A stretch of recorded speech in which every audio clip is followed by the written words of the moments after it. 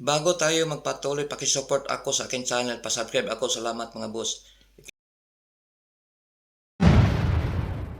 Nakita ng sandatang lakas ng Pilipinas ang kanilang mga makabagong armas na binlipas sa bansang Israel tulad ng 155mm Towed-Hwister na gawa ng Israel. Ang AW-109 helicopter and ADAS-29B Super Tucano aircraft, isa sa ginagamit sa kanilang joint exercise ginanap sa Burgos, Ilocos Norte. Sinubukan nilang pinaputok ang isa sa pinakamalakas pang depensa tulad ng 155mm Towed-Hwister at kasama pang ibang kagamitan pang depensa ng sandatang lakas ng Pilipinas.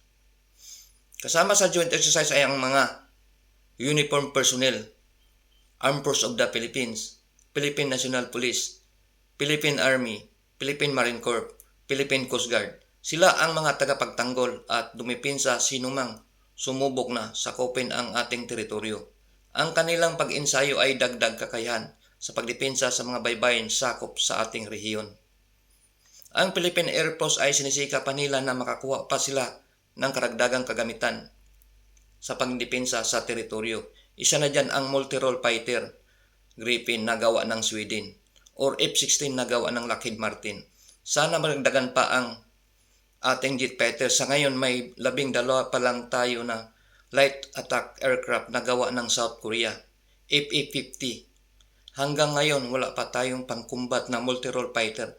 Kulang man tayo sa kagamitan ng pandepensa, external defense.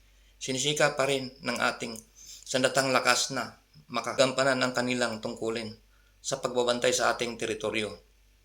Kailangan talagang palakasin na ang depensa ng ating teritoryo dahil sa mga galaw ng China, pilit inaangkin ang buong South China Sea at ang pambubuli nila sa ating Philippine Coast Guard. Nag-umpisa ang kanilang exercise noong November 6, 2023, nagtatapos sa November 18, 2023.